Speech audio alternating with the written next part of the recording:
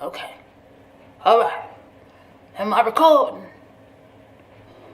I ain't got my, let me put my glasses on. See if I'm recording, because I can't tell. Oh, okay.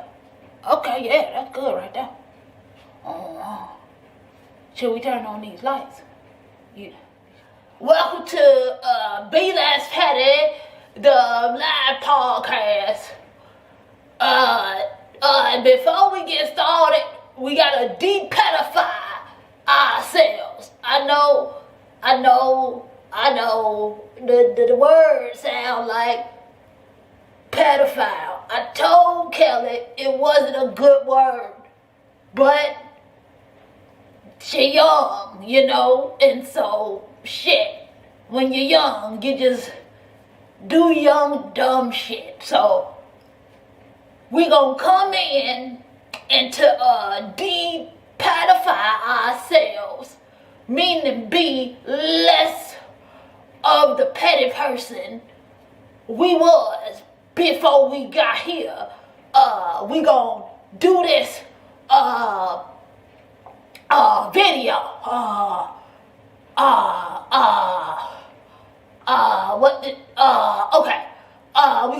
It's a relaxation video, okay? So relax. We gonna play the video now, and you just get settled in and listen to the sounds of the video, and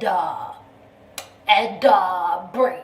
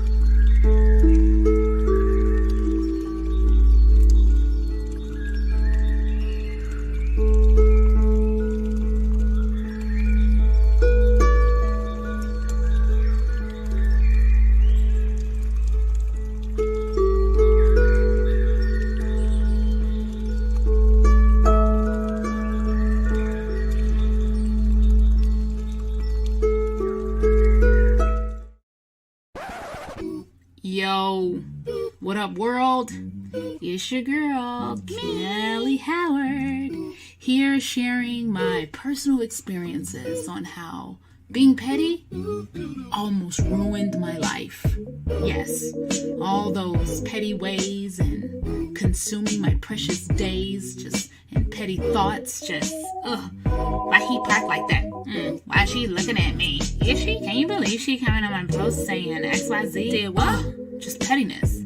Just all consuming. And I know you want to be less petty too, don't you, girl? Well, check out these bars. Hey, Be less petty with your time. Be less petty with your mind. Be less petty with your blame. All that petty shit is lame. Be less petty with your friends. Love first. Make amends. Be less petty with your life. Be less petty with your wife. Be less petty with your mom. Be less petty with your job. Be less petty. Be less petty. Be less petty, baby. Body aches, migraine, chronic illness, anger pains. All it comes from is being petty. Hey, I'm telling you now, you don't want to do it. Nope. Cause that petty shit will have you in ruin. Social media, yep, be less petty there. Cause all them petty comments ain't gonna get you nowhere. You don't even want to be petty. I feel it. You just doing it. Cause it's socially acceptable, but don't nobody want no more. We wanna move on to a new time where we can love and spit these rhymes like what? I wanna love everybody, but is that even possible with this petty behavior?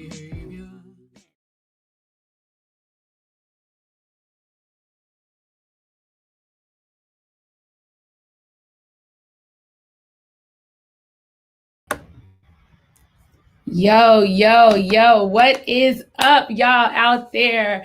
Welcome to Be Less Petty Comedy Self-Help Podcast Live. I'm your girl, Kelly Howard. We have an amazing show for you today. I know y'all saw that little delay between the video and me coming on. I am off today, okay? All the way off, but that is not going to stop the rhythm that is happening in this show. Today's show is all about African spirituality and poetry, and we have the phenomenal, the amazing Baba Okantah, he's an associate professor at Kent State University. He teaches Pan-African studies, and I am really excited to talk to him. And then we have the wonderful guest co-host, Blair Christian, fashion designer, dancer, comedian, dopest woman I know alive, like quite literally.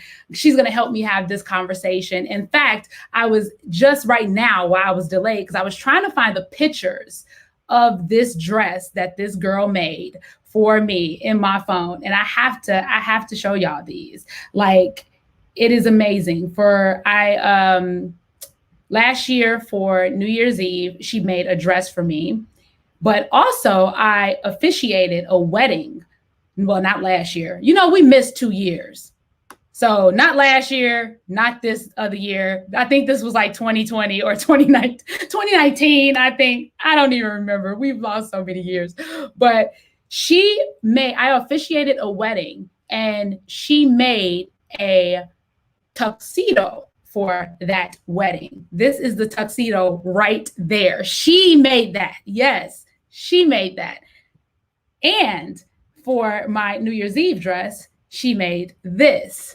I'm talking about the girl is talented. Okay, the girl is talented. So without further ado, I want y'all to show a lot of love to my good friend, the extraordinary, amazing Blair Christian. Hi. Are you on mute? You are on mute. Hey. Hi. Queen, I'm so happy to be here. Yes. I'm so thankful you're here. You said we missed like 2-3 years. What's so funny is when you said it, I'm like, wow, wait, that was the last moment, but it's been so many months. So many months. Went past. So many months. That's like great moment. Yes. We were allowed to have freely. You've had a whole ass baby since then. Like, that's how long it's been. Exactly. Add to my list. Now, designer, comedian, dancer, choreographer, dragon slayer, Mommy, yes. You killing the game, I must admit. I am really excited to have you in particular on the show, because every time we talk, you are always spitting some knowledge, whether it's about African culture. A lot of the designs you do are inspired by African culture, and you use a lot of patterns. And you always just trying to tell me something I need to do better in my life, and you be showing me YouTube channels. And they all got to do. That's it. I got a master's at YouTube University. Okay. and you to university. That's how I've become enlightened. No, honestly, I've been privileged since, like, I want to say about 12 or 13, just to be around like individuals who've been on that journey like for most of their lives. So when I was a kid, I had to dip and dab in those types of energies early on before I knew that or what it was or that it would be helping me later. I got the privilege kind of people. So, that's why I'm able to drop a jewel here and there. And that's great. It's beautiful. It's beautiful because I feel like we need to awaken to that. We need to understand who we were. In fact, me and Baba was talking about this in our preliminary conversation before the show about how we need to know like who we were before this.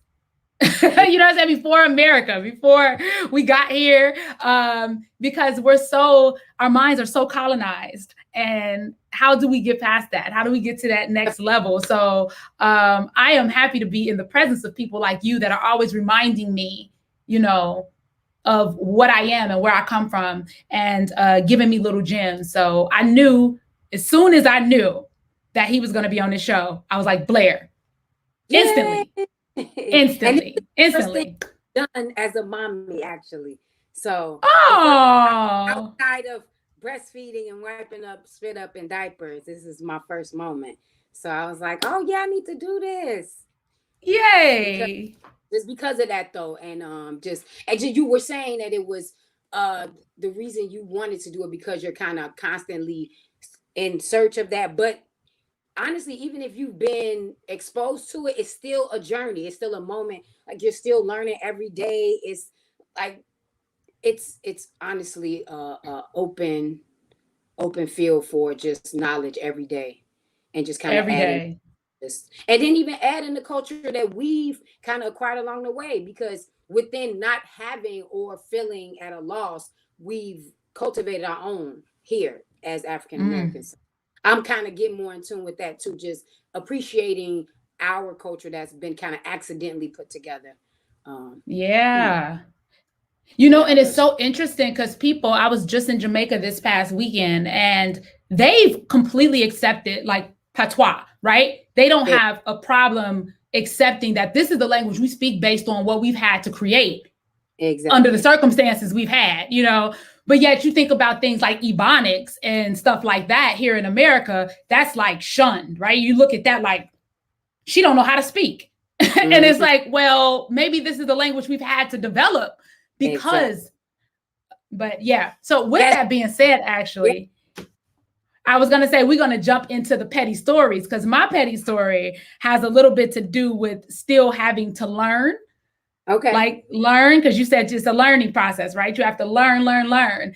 And my petty story is about having to continue to learn. But I'm gonna let you share yours first, and then I'm going to talk about mine. So what is your petty story? What did you do petty in the last week? Is dealing with time, because you were saying, I had to was petty with myself and time. So like I said, you stated before I added to the list as mommy. So now I'm dealing with that transition of not being as available or as on call as prior to. Blair's the one that people could be like, okay, Blair, Blair. And I'm like, yeah. So I was like saying yes a couple times, like, nah, but I really can't do it.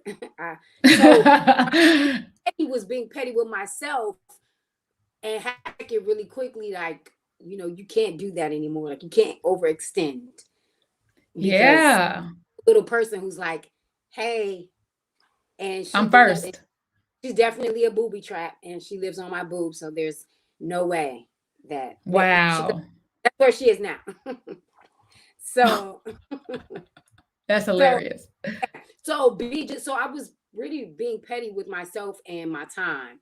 The second pettiness I did was I was proud of myself because I waited. I didn't say, oh, I need to get back in shape, as a dancer, blah, blah. I was like, let me take my little time. So at 9 weeks, I was like, start back working out just because I missed the feel. And you too, that. Oh, right. Because I didn't even say anything about that you choreograph and background dance for Missy Elliott pretty much for the last 15 years. We didn't even talk about That. Okay. Right. Get your body back in shape. Let's go. Okay. Keep talking. So I said, okay, I did extend myself that courtesy of the extra 3 weeks. But when I went back into it, I like pretty much OD, and that means to do too much too fast. So now, I think my body was like, yeah, you pretty petty because girlfriend, you've been out for a little minute. You can't go that hard. So I instantly felt that like my for my shoulder. So I said to myself, when you were like, what were you petty with? I'm like, man, I was petty with myself this last week of not just taking my time and let it gradually go in and acknowledging the transition that, girlfriend, everything is different now, which is beautiful, and I'm excited about it. But it definitely was all right. And it was a realization. It was something that it happened quick. It wasn't like, something that something was like extremely affected by it, like in a negative way, except my sore shoulder. But other than that, I was definitely petty with myself. So you know what? That's beautiful that you recognize that, because a lot of times when people think petty, they always think external, right? This is petty, that's petty. But to acknowledge that, no, I was being petty with myself. I was being petty with my time, overextending myself. Yes. Which is a perfect segue into my petty story. Today was a rough day for me. I haven't had a day like this in probably years, honestly, where I just could not contain my emotions. I was like really, I was crying. I was very sad. I was just very uneasy today. And at first, when it first happened, I instantly just had like, and it was one of those social media things, right? I was looking at something on social media, kind of triggered me to think other things. Then I started going down this rabbit hole of thoughts. Now, I've been doing meditation, writing, and working on this for 10 plus years now. Like, I've really been into my self-help. And to a point where I'm able to catch those triggers. When it happened, I'm able to acknowledge like, oh, I know where that just came from. And I know what I can do about it. I know how to work through it, breathe, whatever, right? And today I just couldn't. The trigger happened. And then next thing you know, it was like, why do I have to go through so much struggle? Why has my life been like this? And it's like all these whys. And I mean, I was having a mess of a day. And then Mike was like, Kelly, you just got back from Jamaica, right? You got back from Jamaica at midnight on Monday. You woke up and got on a plane to Philly to go buy this shuttle bus because we are going to build a tiny home inside of a bus. And so I got on a plane at 9 a.m. to Philly to go get this shuttle bus. Then I drove the shuttle bus 12 hours back to Chicago. While in Philly, had an interview with Baba, right? For this show, still doing like all the media stuff for this. Got up this morning and went to the trainer because I'm back out of town tomorrow and I'm not going to be able to see him for 6 days. And then after the trainer, I had that moment. I had that moment where I just was like, and I haven't been drinking coffee today at all. Like, and I'm usually a big coffee person. And so I didn't have any coffee today because I'm going on an ayahuasca retreat tomorrow and you can't have any caffeine. So I X'd that out. But I was crying and I couldn't pull it together. And Mike was like, Kelly, sometimes he said, you work at your energy all the time. You're meditating, you're writing, you're always mindful of, but today he's like, you're overextended. You're exhausted. You've been ripping and running and you expect you to be able to catch those triggers. That trigger happened and it took you because you didn't have the energy to stop it. And I was like, it was like a light bulb popped on. He was like, this happens sometime. And it was one of the worst, like I said, it was one of the worst things, but I was very petty with my energy today because instead of just allowing myself to feel what I felt and to lay down, I got into this cycle of the whys and the why me and the what am I doing wrong and what, and then because I practice Buddhism, I started thinking like it's because I don't practice, because I don't believe in a certain God and I'm not praying to a specific. And I just started really going off there. Like it was like off the road. Yeah, it was crazy. So, but you know what though? This is what this podcast is about. This is about acknowledging that stuff, talking about that stuff, and exposing to people that you're not alone. You are not alone in these feelings. When you feel uneasy or you're having emotional tension and you can't quite get out of it, it's okay. You're allowed these days. You're allowed these moments. So just be less petty with yourself, your time, your space, and your energy. And when the light bulb pop on, grab a book and read. One thing I was practicing, with my doula during the pregnancy, she was saying, just be kind with yourself. You know what I'm saying? Be good to you. And that's like, yes. Say, be kind. And, it's kind of like, outwardly to someone else. But really be kind with yourself. Be patient with, your emotions. Be generous with, complimenting yourself and affirming, who you are and things like that. And that's like a practice. So just as much as you say, I'm going to start being a little kind, you'll go out and say hello or open doors or grab carts or whatever. Like that's a practice, but you have to really do that with yourself as well. So, practicing, like I said, saying certain things to yourself. That's like that's what everybody should practice it, because you will say it like, yes, work on me and I'm trying to, but you literally have to put in the work to do that, and you really do get that day. So being kind with yourself is not being delusional, like you're not going to experience any kind of loopy emotions and stuff. It's when it happens saying that's okay, or rubbing, how you would rub someone else's back to say, it's all right, and you got, and you got it. Yeah. So absolutely. And after my little thing, and it's so crazy. I have a saying where I say everything is always working out for me. And so I'm literally crying. Like everything is always working out for me. I'm like having this fit while trying to say these affirmations.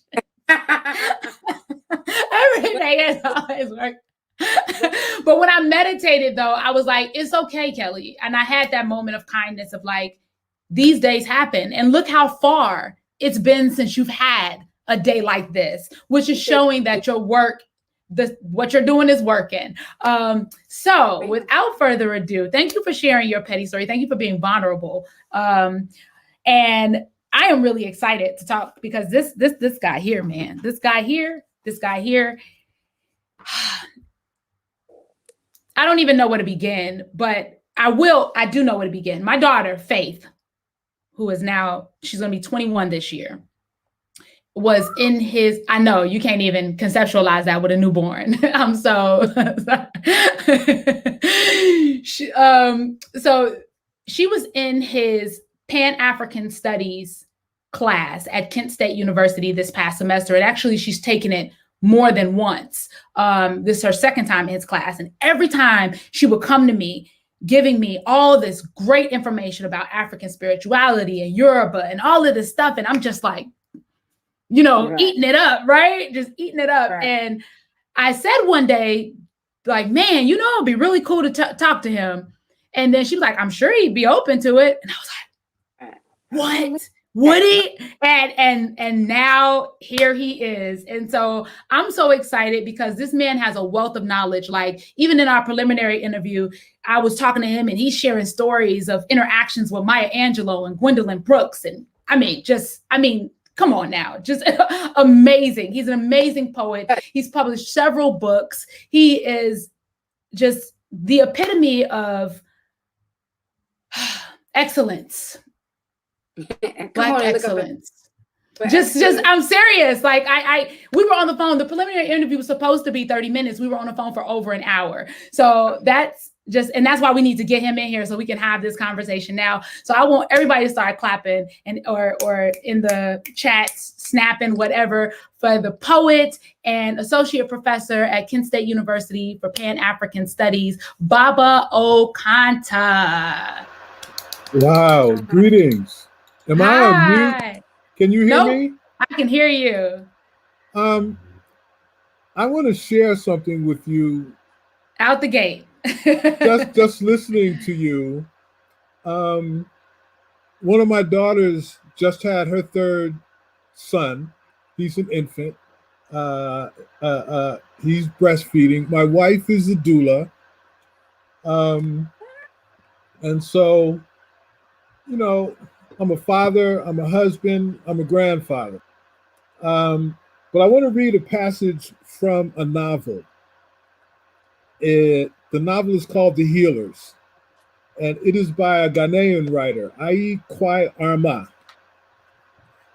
because you're talking about healing.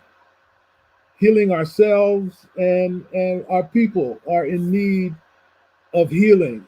And that defines my approach to what I do.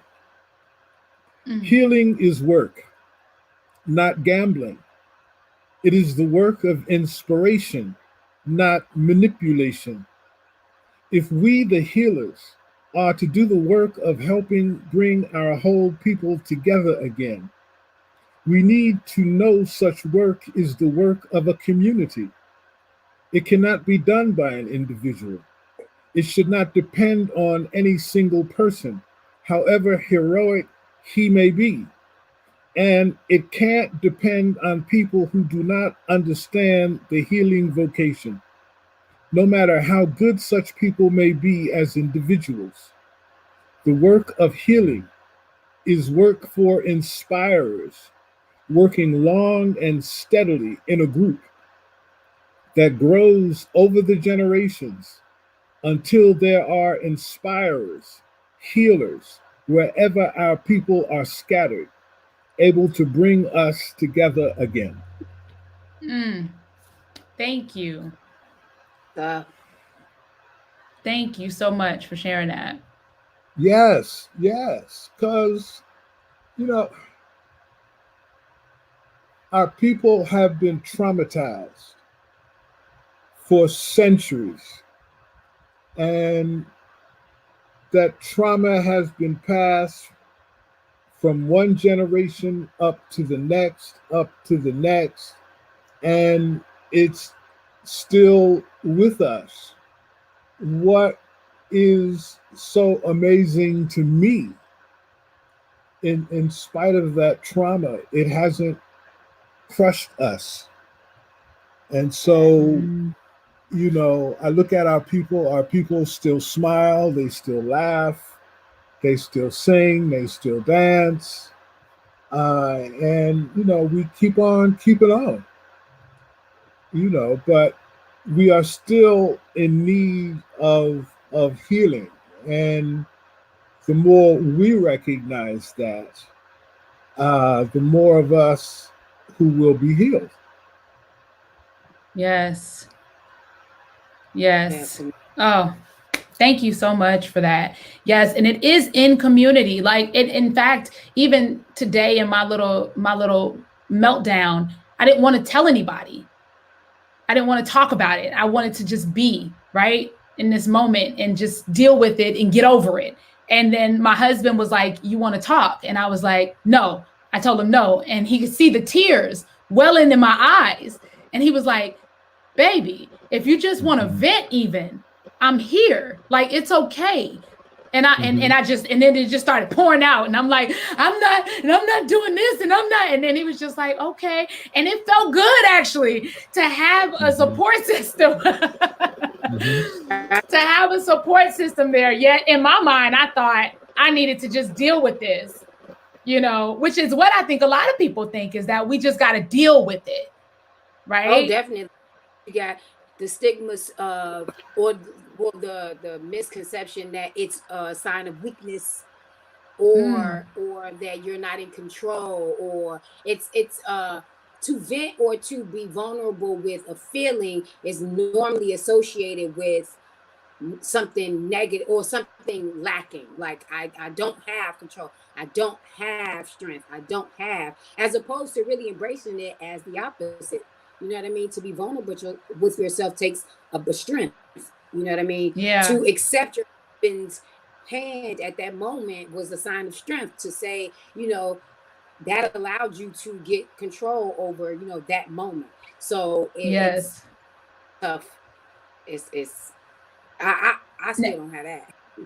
Yeah, it's crazy because it's hard to do. But I knew in that moment as my tears were well, I was like, I need this, and I'm just gonna go ahead and lean into it because if not, I would be walking around here with this monkey on my back for the rest of the night. I'm not even gonna be able to have my podcast. I was like, this doesn't make any sense. So let me just go ahead and let it out. I have been just to kind of switch subjects real quick. I'm very curious about your name. How do you pronounce your name fully, Baba Okantah? How do you pronounce My that? first name is Mwatabu. And Mwatabu. yes, Mwatabu, it's a Kiswahili name.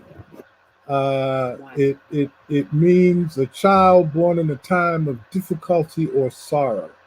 Mm. I was extremely ill as an infant, and my mother, my grandmothers, uh, from stories I've been told, had long nights sitting up with me because I had eczema maybe a month or two after I was born. Um, so when I came into my consciousness in terms of names, uh, I was studying the language, Kiswahili. And when you study a language, you really have to learn the culture of the language, and that gave me insight into how Africans name their children. Mm. And so I took that as my first name. Uh, my last name Okantah is a Ga name. It's from Ghana, and it was given to me by a very close friend while I was in school, and it means a breaker of rock. I remember the first time I met an African from Africa, and I went to Kent State. Uh, and in those days, in the early '70s, when you saw another black student on campus, you stopped. You didn't walk past them. You know, you connected, and then you went on to do whatever it was you had to do. And I was in the student center one day, uh, and ironically, that student center is now our building. Okay, uh, and I saw this young black man sitting off in a cafeteria, and I went in, introduced myself to him, and I grew up in New Jersey, and so most of my classmates were from somewhere in Ohio. And so I fully expected him to tell me he was from Cleveland or Akron, Columbus, Cincinnati. And he says, I am from Africa. And it just blew my mind, Mm. you know, and all of the dumb questions poured out of me. I couldn't help myself. At one point, I even asked him if he had killed a lion. Right. Okay. Yeah. Not had he seen one. I asked him if he had killed one. and Like that's just something they're trained to right, do. Like that's right, just right. You know, I asked him if he lived in a hut and where did he learn to speak English. And he put his arm around me and he says, "It will be all right, my brother." But what was stunning, the most stunning aspect of it, I thought he was a fellow African American. And when he tells me he is an African from Africa, it made me think, if he is an African, what does that make me? And I literally Mm. went back to my room and just stared at my face. Huh. Okay. And that was the beginning because he took me to his apartment. I met other African students. I started hanging out with Africans. And many times I'd be the only African American in a group of Africans. And there was an incident, a confrontation between myself and an African who essentially called me a black white man. And it upset the rest of my African friends. But before they could say anything, I checked this dude. And from that moment, my friends started calling me Okantah. And it was profound because by then I had come to understand if African names were not important, we would still have them. So part of the enslaving process, part of the attempt to disconnect us from our culture was to rename us. And so I went through a period where I felt like I had no name, you know. And so when he started calling me Okantah, I said, yeah, I like that, you know.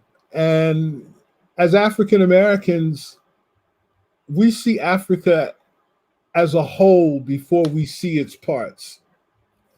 So I wanted a name that would embrace the continent. So my first name is from the East. My last name is from the West. And I legally changed my name. I've had my African name for over 40 years. Wow.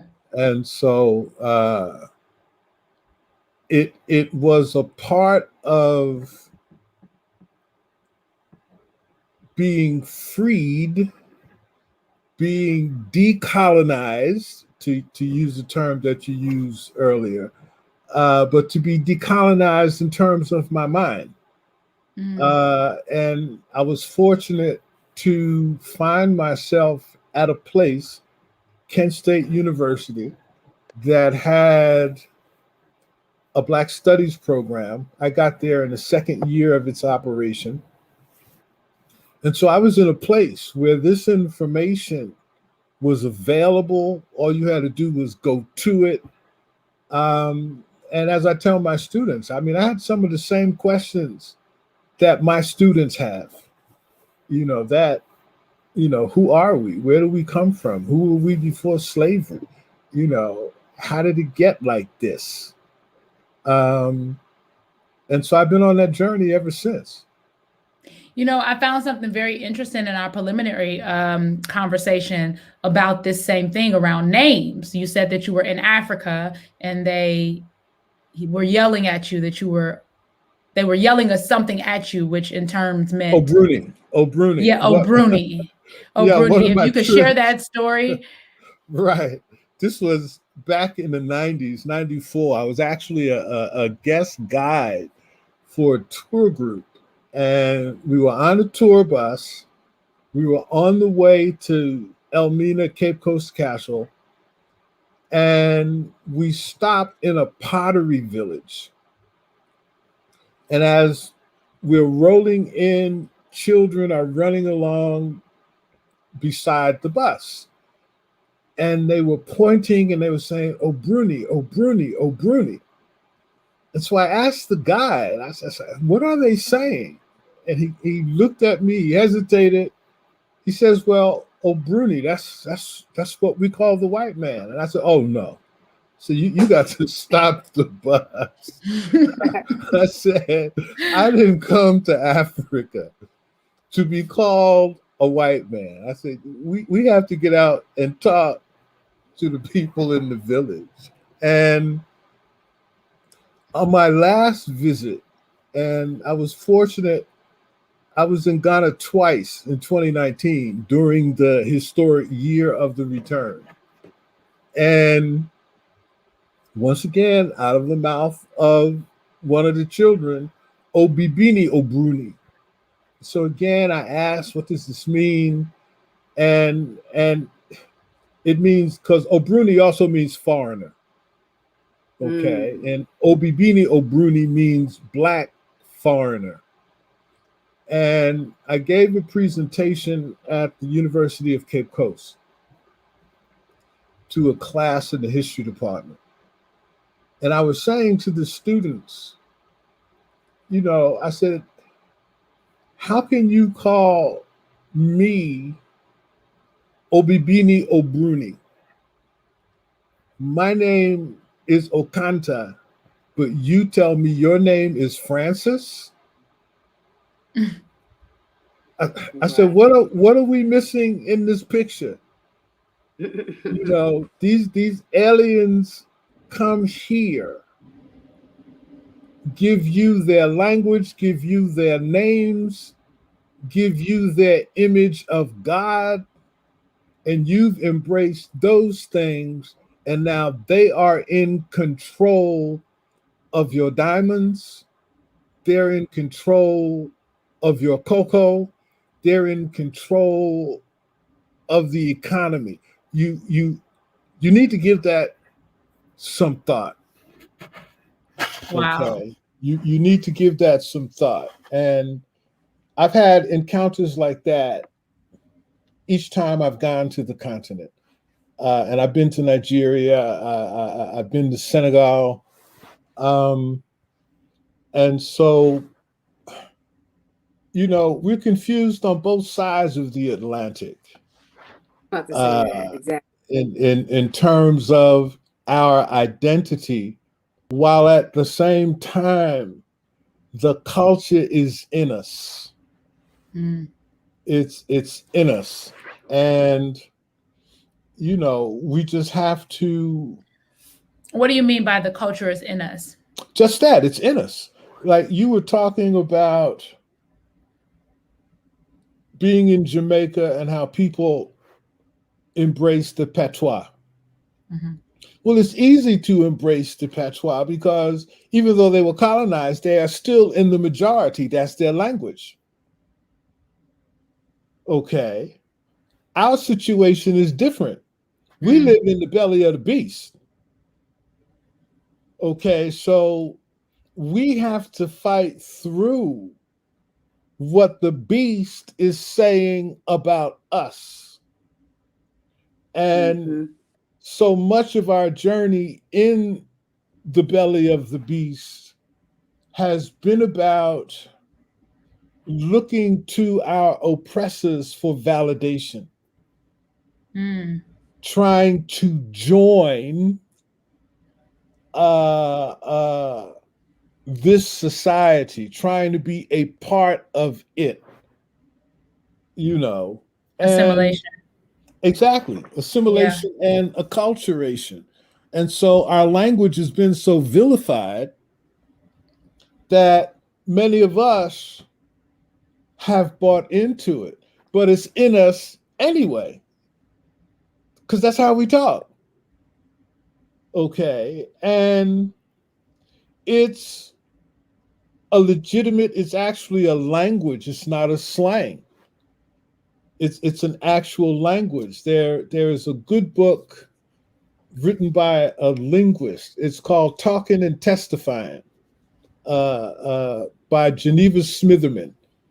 And she breaks down the African linguistic roots in this language that we speak called Ebonics.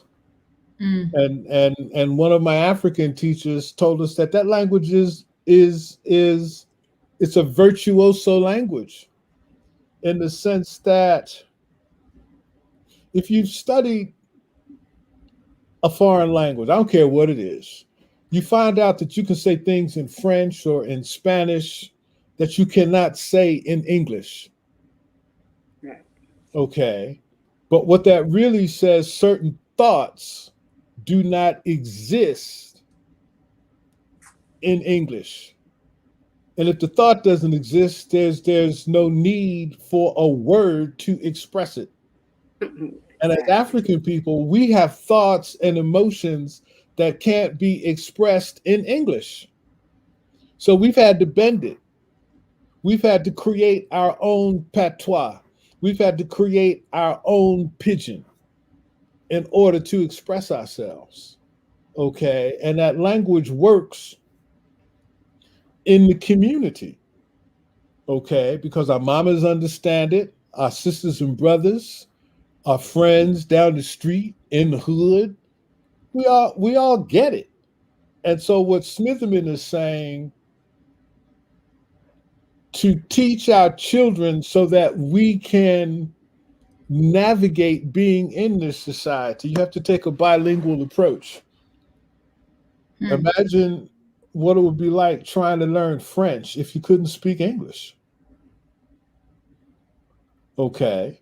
And so my daughter, and speaking of faith, Faith has had, I guess you could call it, the full Okantah experience. Because when I had her in class the first time, she came up to me after class, and she had a communications class where she was working with a graduate assistant.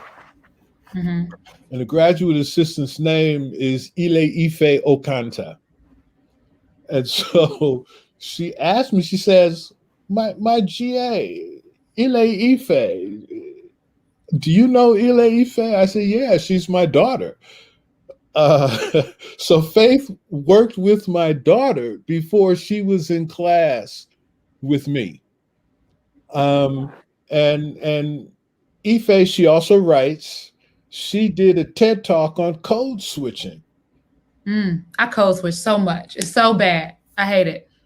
Well, you don't have to hate it. I hate it so much. Because we live where we live.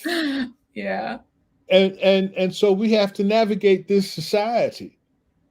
Okay. And it's so natural. It's like you get a phone call and it's just like, hello? Like the pitch goes up. It's like, it's just so natural. Exactly. And there are things that we can do to navigate this society so that we can flourish in spite of the obstacles that are constantly placed in front of us. Or you guys say, Blair?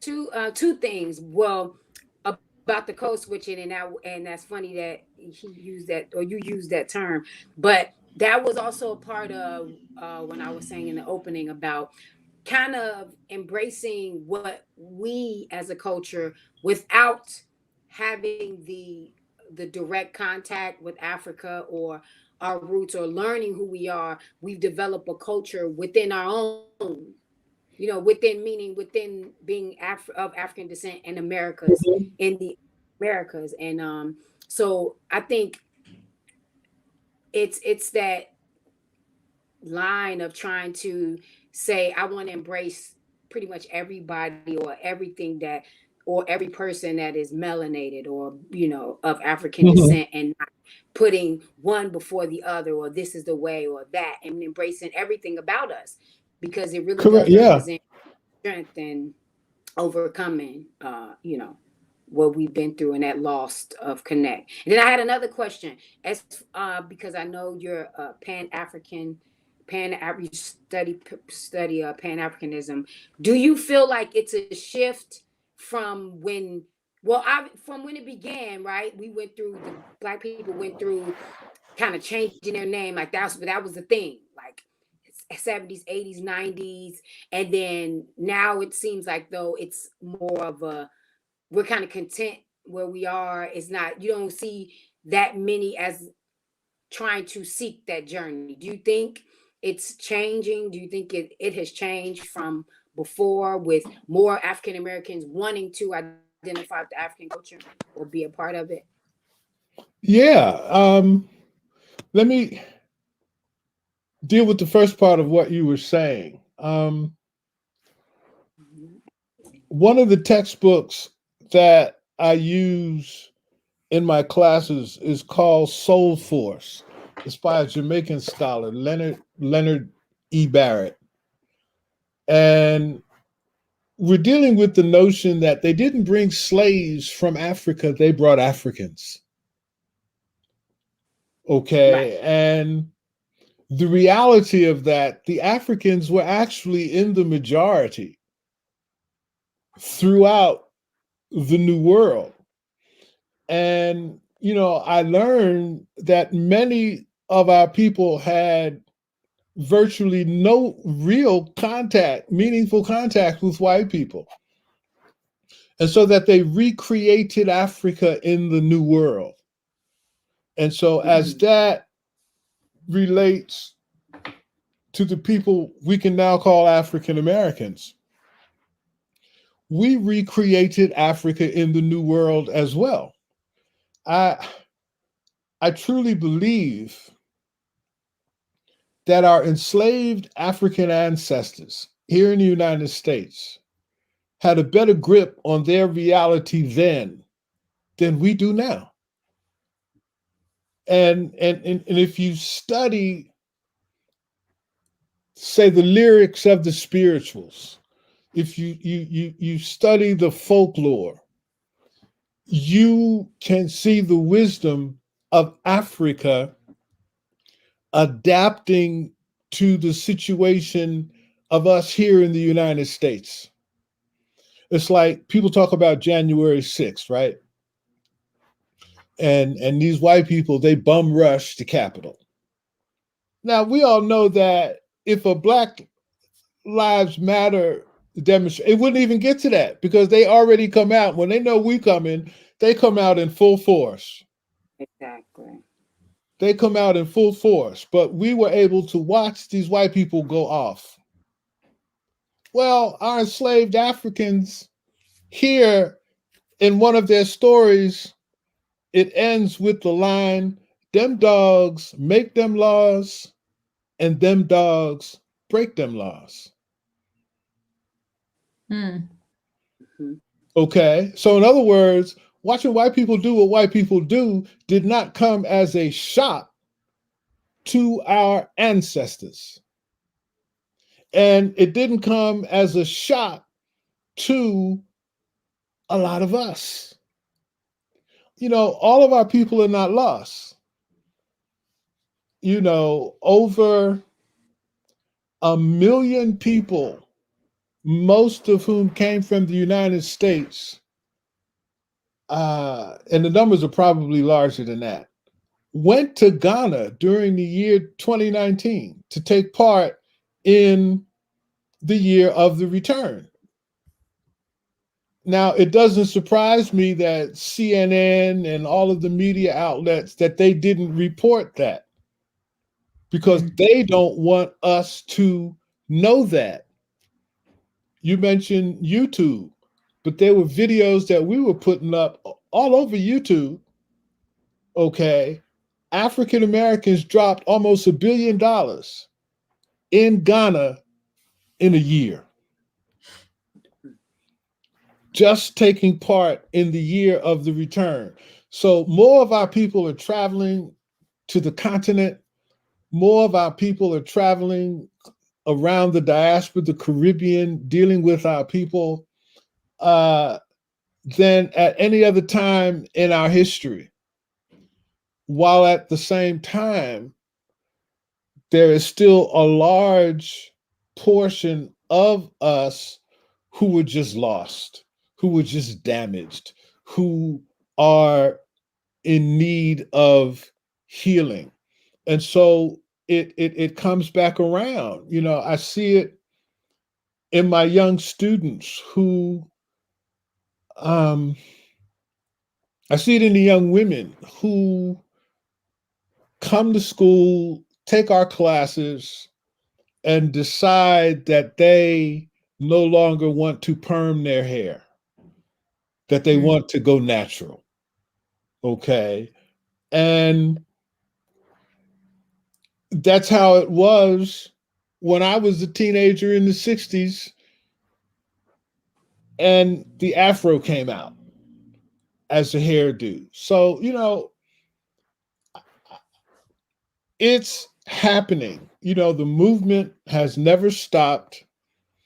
Because we're in the belly of the beast, it is harder sometimes for us to see these things.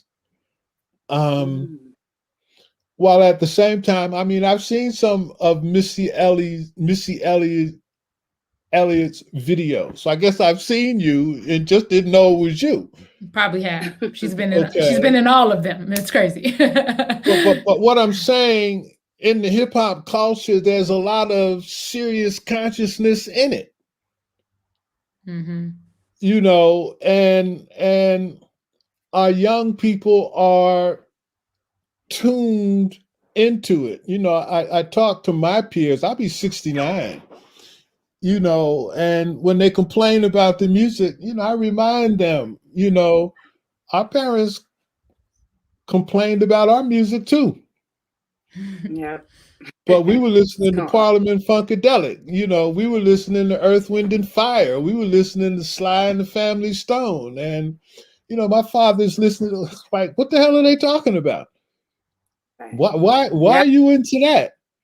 But my father's mother didn't like the music that he was listening to. Right. Yeah. Okay. And he's the Lindy Hop generation.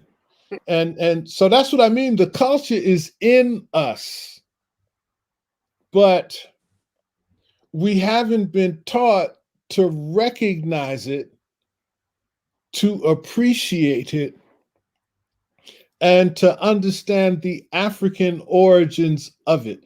They took us out of Africa, but they couldn't take Africa out of us. And Mm. Yeah. it's still in us. So Well, so like when there. Okay. people say, No. well, Oh, I was how gonna say. people say, go ahead, just go ahead, Blaine. Go ahead. So no, because he was. They took us from Africa, so it made me think about a group. You have a group of people, or just a group of thought that there's the majority of us were already here, and that we were not brought over, and just through the natural voyagers and things like that, the Americas were full of Africans to begin with, and that so then they, in essence, I guess, have a hard time, or then they don't connect with reaching out or being a part of what we call, present day Africa, or the different countries and things like that, because of our existence on the Americas originally. Like, what's your take on that? Well, it is true, um, that African people were in this hemisphere prior to Europeans coming into this hemisphere. Mm. Um, the information that I've seen, I mean, it's not like we dominated it, but we were here. Um, the reality of the transatlantic slave trade, that was the big business of the Europeans at that time, um, for me is beyond debate. Okay. When Europeans came here talking about this was the new world, there is evidence that suggests that around 6 million, 6.5 million people end up in the new world as a result of Europeans coming here. But of that 6 million, 6.5 million, 5 million of them were brought here from Africa. Mm. Okay. And for me, that's just real. Okay. And so the ancient African presence in the New World, that's what is in part responsible for the pyramids that existed in Mexico, going down through Central America all the way into Peru. And that's part of the African contributions. There's a good book, it's easy to read, by Ivan van Sertima, called They Came Before Columbus, the African Presence in the New World. And so, one of the things that I was taught to guard against was to create a historical narrative for ourselves that is just designed to make us feel good. Mm. Okay, Yeah. like people saying, we used to be kings and queens. Well, all of us, no, we weren't. Not all of us. Not all of us. And that's not to say anything bad. Some of us were kings, some of us were queens, some of us were chiefs, and some of them were corrupt, okay, and got caught up in being agents for the Europeans in the slave trade. But our people were artisans. Our people were dancers. Our people were singers. They were hunters. They were farmers. They were wood carvers. They were metal workers. They were fishermen. Our people were enslaved precisely because of the skills that we possess, skills that Europeans did not possess. Okay. And so for me, it's about looking at the good, the bad, and the ugly in our experience, our historical experience, because we can't be a people that built pyramids and just somehow ended up being enslaved. Right. What kind of seeds did our ancient ancestors sow such that we reaped being kidnapped and enslaved? And for me, part of the healing process is coming to grips with that aspect of our experience. We can't blame everything that's happened to us just on white people. Yeah. And it's not to absolve white people, their way of life. It's not any of that. Okay. Well, go ahead. No, I was saying because that has been something that different scholars and professors and people who try to link the cultures have talked about, or that's like an ongoing thing about the Africans' role in the the transatlantic slave trade. And you had indentured servitude, which was way different than American slavery. So I think, so it's when you dive deep into it, and you don't want to obviously absolve white people or the American white people and English of what was done, but it's definitely a difference in just saying like, oh, Africans had a hand in slavery. Well, it was nowhere near the inhumane and craziness and Right. the systematic that continued after the actual enslavement that took part. So I think that's a big thing, because people get into that logic of oh, well, it was this. And when people would say things like, we were kings and queens, I think it was more so not to say everybody was kings and queens, but that the possibility of us holding a ranking as high as a king and queen existed. Not every that's single true. person. That's true. Yeah. You had people walking around that had no idea that people with dark skin could even be in that light. Same thing as like they never thought we can be president until Barack became president. Right. So that was push to show, hey, not you have the possibility, or you come from a lineage of creators. And I think with us being, like you said, it's in us. I think that was something that we could easily showcase, our creativity, our hard work, our dance, our the blacksmith, the artisan, and the contractor, and things like that. But the king and queen, that aspect was never shown. You could never see that leadership role, or that that role, a ruler. So I think that was why people kind of like push that. I mean, when I think about, go ahead. When I think about like healing, though, like true healing, I mean, if I'm hearing what you're saying, Baba, and also Blair, is this idea that we have to understand our part in the trauma. Like we have to understand that and not assume that it's just all glorified. Like, oh, we were slaves, we were brought over here, and this is what happened to us as a result of it. But it's like, no, there was a part there prior to that, right?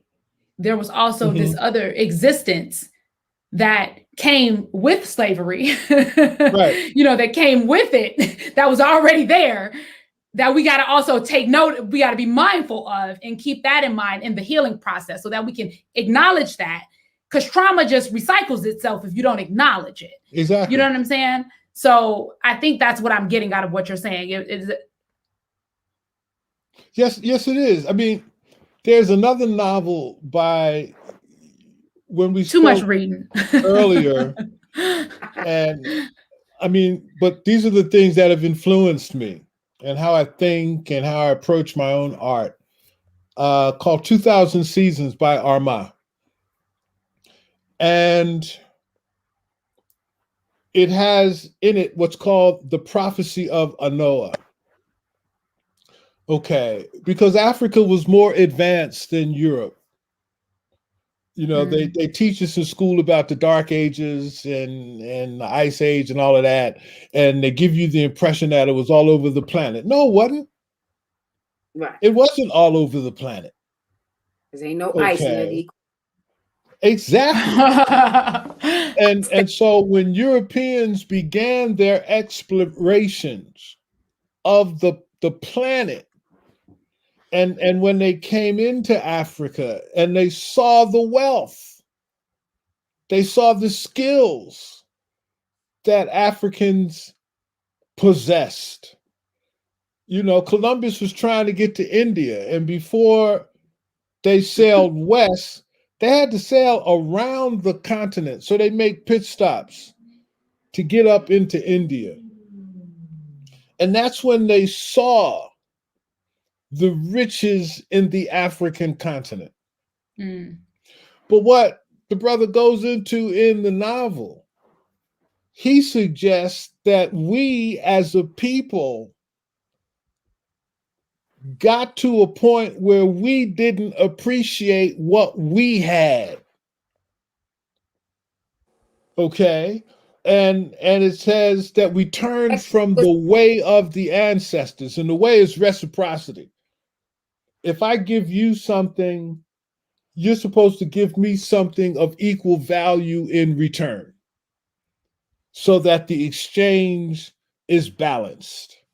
Well, our people start taking trinkets, shiny trinkets from these Europeans, but giving up riches.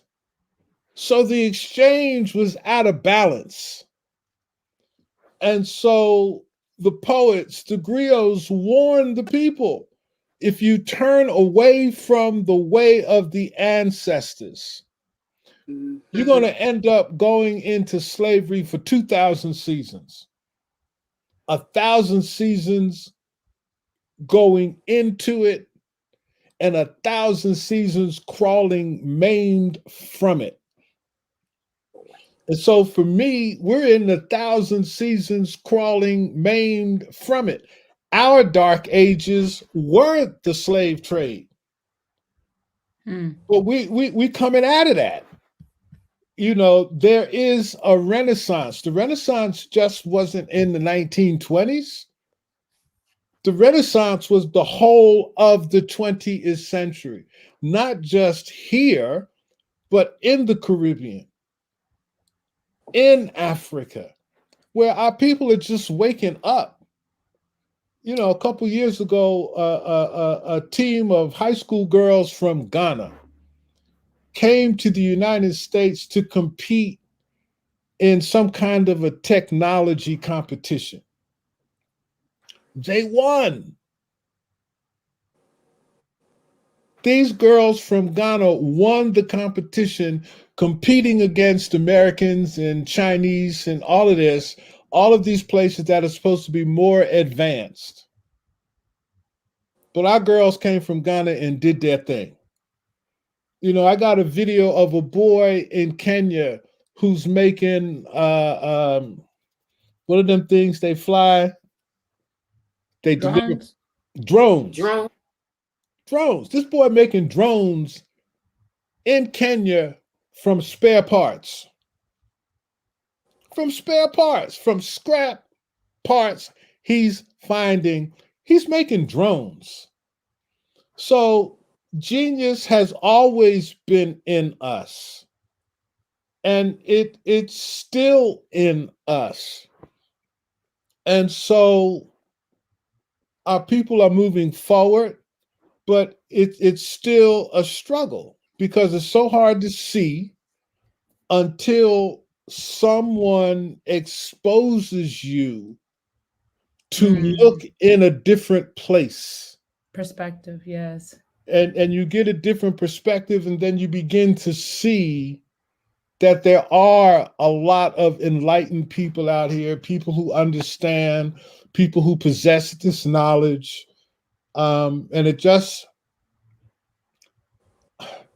I firmly believe that knowledge in and of itself is not power. Yeah. Wisdom.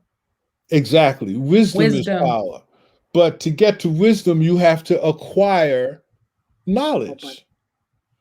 Okay. And we do have scholars. We do have people working from all kinds of perspectives, trying to piece our story back together to allow us to see that we are not who they say we are, that we are something else. Okay. And I think that's important too, because like even not necessarily saying that I believe that whatever a white person says I am, that I'm that, but just how I see certain people in my family. You know what I'm saying? How I look at certain people in my family that I perceive to be a certain way. Like, why won't you just do that? Why won't you? But that's the image that's been given to me about them. It's not necessarily what I feel, or maybe it is what I feel, but it's what I think I feel based on images that have been placed into my head about them. Right. If that makes sense. It makes complete sense. And I had another question too. You were talking about the 1,000 years and the 1,000 years. Where are we on the 1,000-year spectrum? Are we like almost at the end?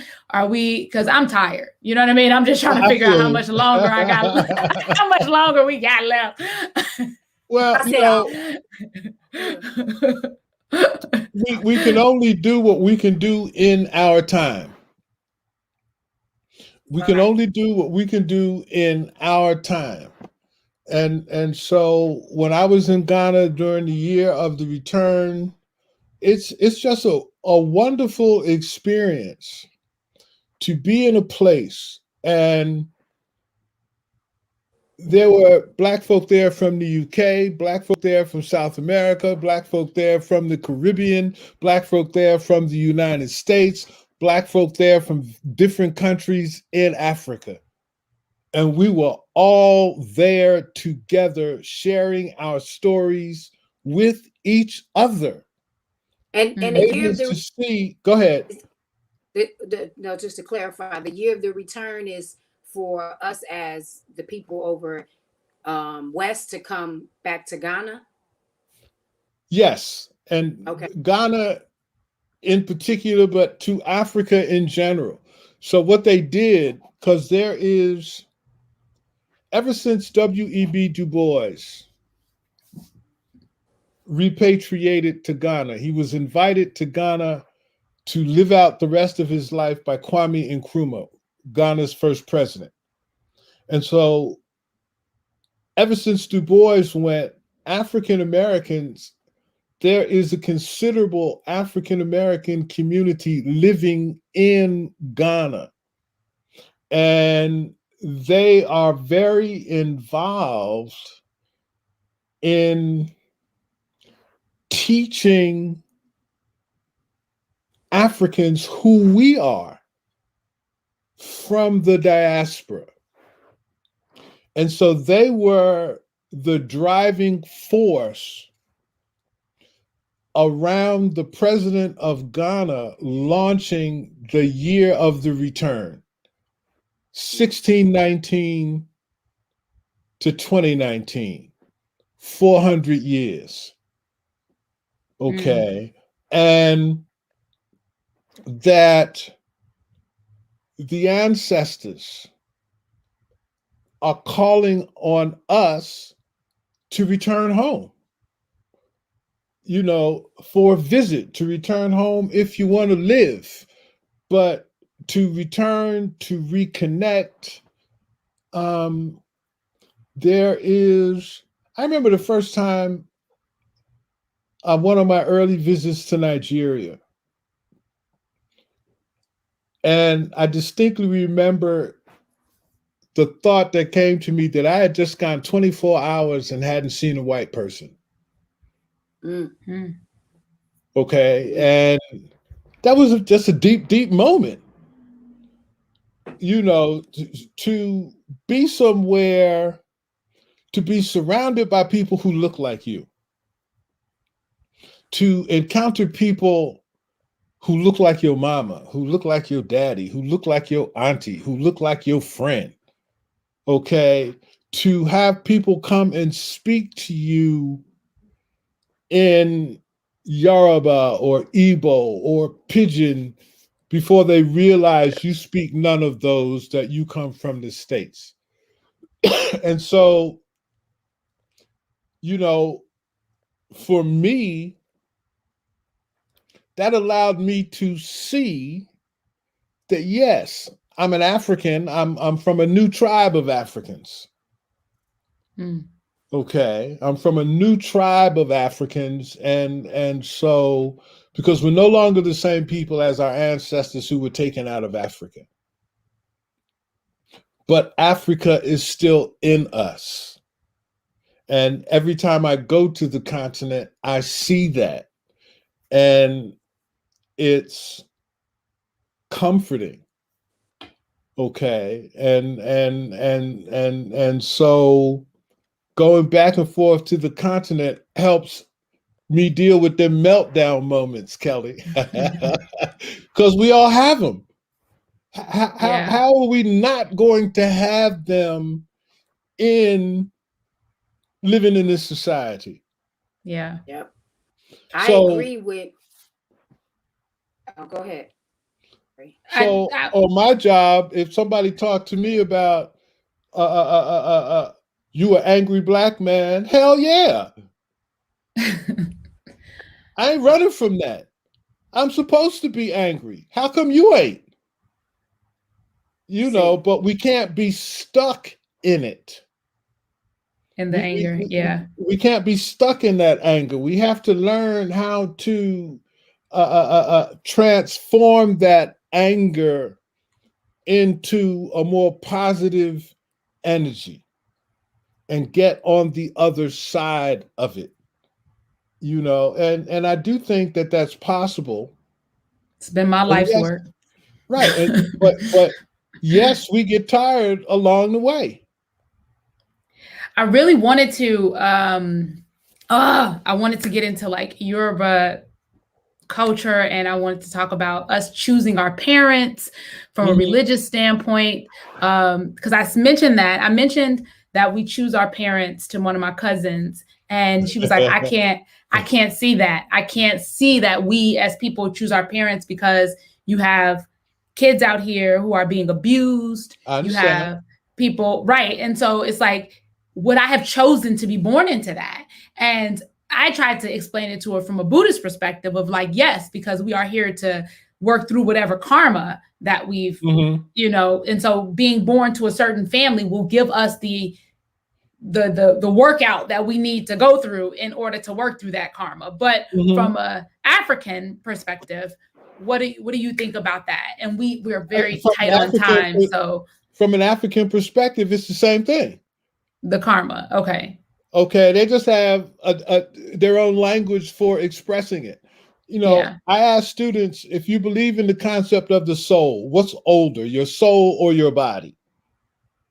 And they all Your say, soul. your soul. Then I asked them, well, where was your soul before it was in your body? And then they look at me like, oh my God. Because just that thought has never been put to them. And so the Africans say that our soul was with God before it was in this body. Yeah, this And body's like that, a car. exactly. It's just And a so that temporary. we communicated with God, expressed the desire to be born into this world. God said, okay, why you want to go there? And however you answer that question becomes your purpose for being born into this world. I need to Ooh, know the cartoon question. I need to know. was on. Did you see that? I didn't Huh? hear With you. Jamie, did you guys see the cartoon that was recently put out with Jamie Foxx called Soul Mm-mm. and his purpose? It was these little. So it exactly what he It's said. animated where the guy was a It's musician. animated. Oh Yes, yeah, Yes, yeah, yeah, yeah, yeah. yes. and the That, souls that's were up there talking, and they were talking about the exactly purpose. Had some people who had no soul or no purpose, so they never Ah, came down to the world. Oh, that little animation was next level. Next I right. level. gotta go back and watch that. I wasn't Exactly. even And okay. so that individual soul, in order to come into this world, has to choose its parents so it can incarnate in its mother's womb, develop a body, but it chooses the parents who are best suited to put it on its journey in this life For his Mm, purpose. Makes sense to for me. its purpose.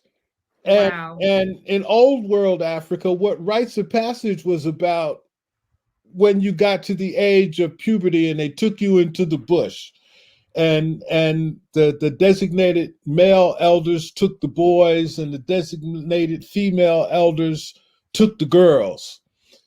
What that was manhood, womanhood training, the responsibilities of being an adult, the responsibilities of being a man, woman, husband, wife, mother, Mm, father. How do you relate to your in laws, your mother in law, father in law, all of that? But it was also about, because like you started off with meditation, it was also about going in to reconnect with your purpose for being born into this world. Because we mm. come into it and we know why we're here, but we become so distracted being in this world that we forget. I need a rites of passage. And so, rites of Oh. passage is about reconnecting with your purpose because no one can tell you your purpose, but it's in each and every one of us. Mm-hmm. Wow. You We are basically at the end of the show. And this is, I have so many more questions. I know, Blair, it's so bad. We're going to do this quick little word thing that I like to do. I feel like language is super important. Words are important. It empowers who we are. And so I'm going to throw some words out there, and I want you to tell me the first thing you think of when you hear it. So, Baba, spirituality. Self, connecting with myself. Mm. God. Wow. That, in Rasta language, we talk about I and I.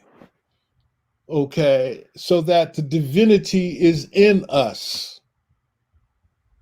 Okay. That we have a God self. We have a high self. We have a low self. So just self again, basically. Yeah. We often look outside of ourselves for the very things that are in us. Yep. Ain't that the truth? Nigga. I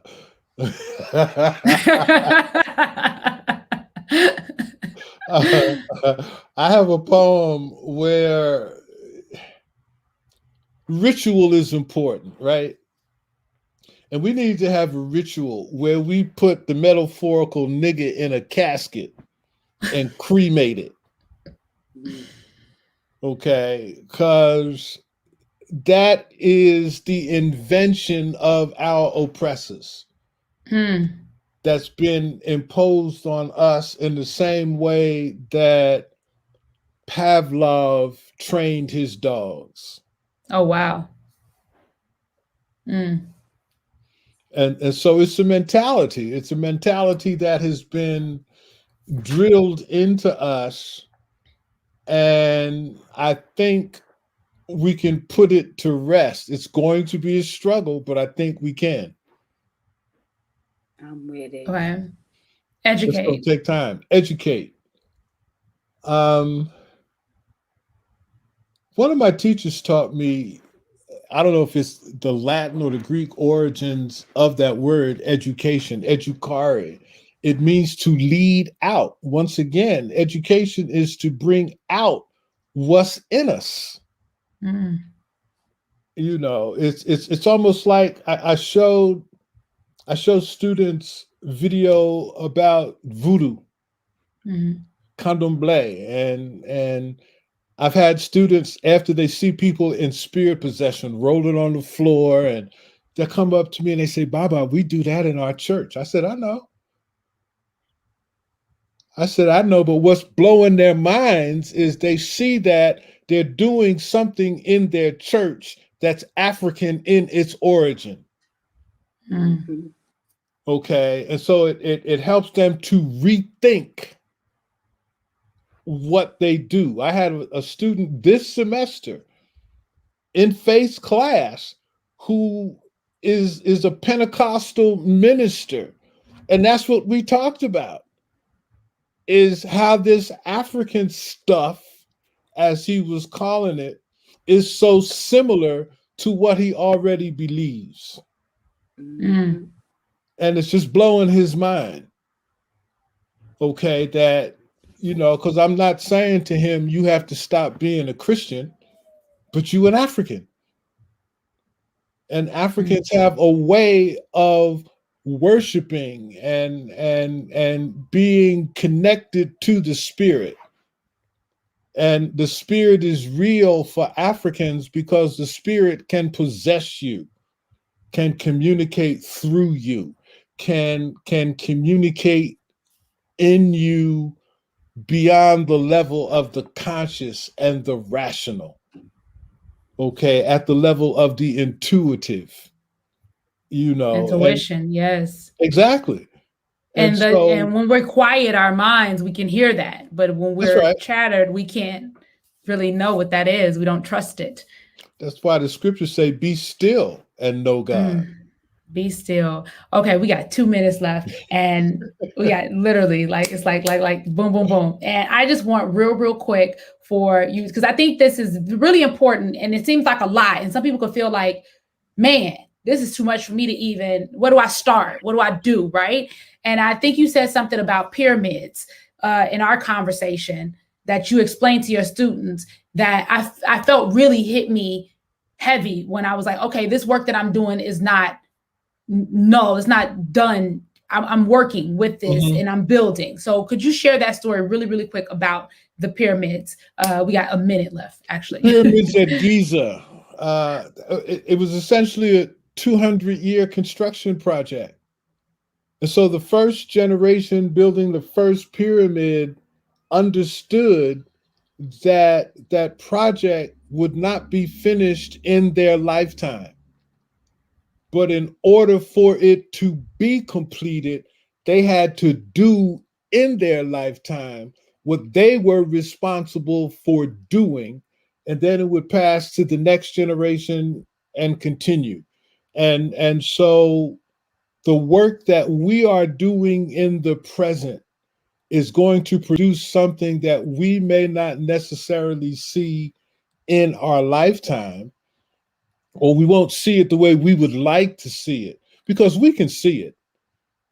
Okay, you see it in your daughter who goes off to college and then comes home with this information.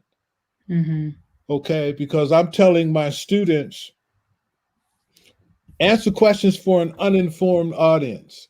And that audience is, you know, your mothers, your grandmothers, what you learning in that black class. Yeah. Okay. And so provide them with this information. Because Thank there's you all kind of so videos much. and all kind of stuff out there now. Thank you so much, Baba Okantah. Like, you have been mind-blowing again. Another We'd love to hour and do a it half again. with you. We're gonna have to have a whole season. You're just gonna have to do a whole thing, because I mean, you have so wealth of knowledge. Blair, thank you so very much for coming on and having this conversation. Your questions were super good, very impactful, because it's just the way your brain works, which is what I love about you. Thank you to the audience members that have interacted with us throughout. I know I didn't share a lot of y'all comments, but I was really into what he was sharing. And next week is the finale. I'm going to take you all out really quick. Thank you again. Thank you so much. Next week, you all, is the finale. It is the finale episode of Be Less Petty Season 1 here live. And I just want to share that we will have numerologist Dale Weeks and actress Taronda J on co-hosting. It is going to be an amazing show. So make sure you guys tune in for that. Thank you so very much. I love you all, and see you next time. Bye.